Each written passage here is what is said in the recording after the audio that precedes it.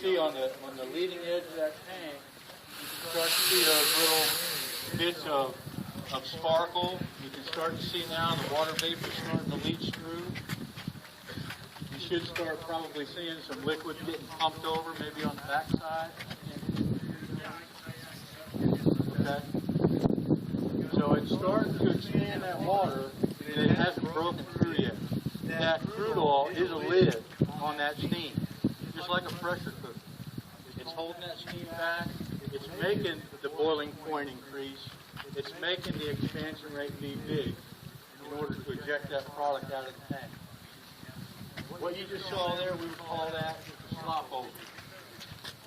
And if you can multiply the size of this tank into a 100-footer or 200-footer, that slop over would have been pretty considerable. Pretty linear when you go to figuring this stuff.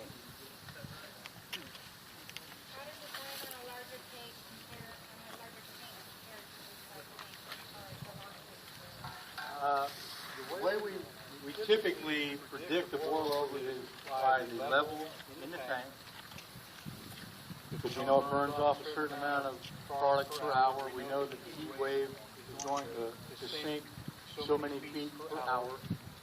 And that's all dictated by the API of the crude, the weight of the crude, the quality of the crude, the properties of the crude. But rule of thumb, that's a boilover in the other account.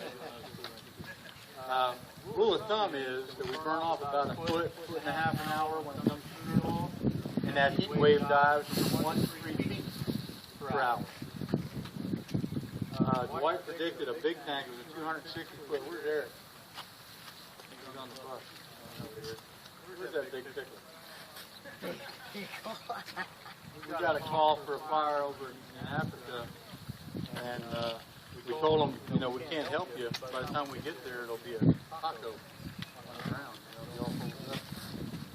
They wanted to come anyway for the reason. So my wife actually told them, based on the information they gave them, that it would blow over. I think it was in 12 hours. It would blow over within 45 minutes of time to go. So science is fairly accurate. Even the rule of thumb. You see the water vapor starting to show up again.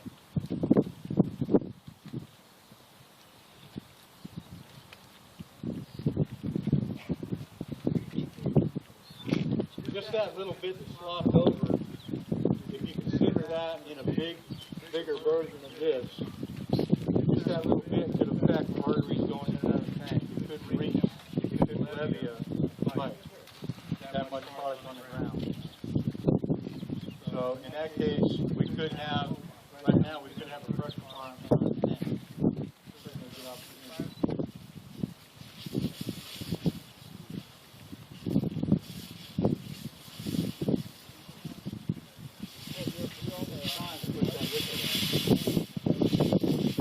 Now you don't want to see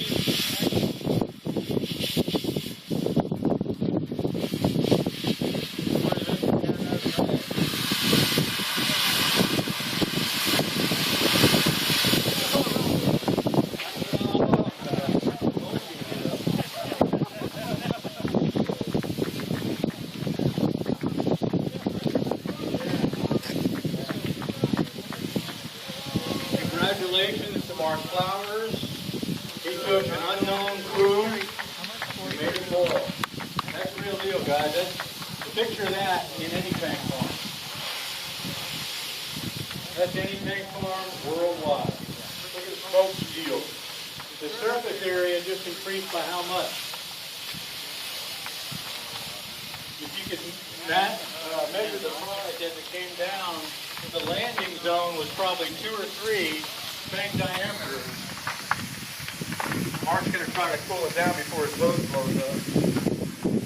You can still see the water coming out. The concrete falling from that hot product. That's concrete blowing up. Concrete takes effect. Make it a pretty picture.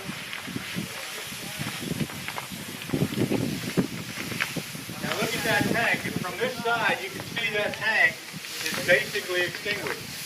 It steamed itself out. There's no fire inside totally covered with steam.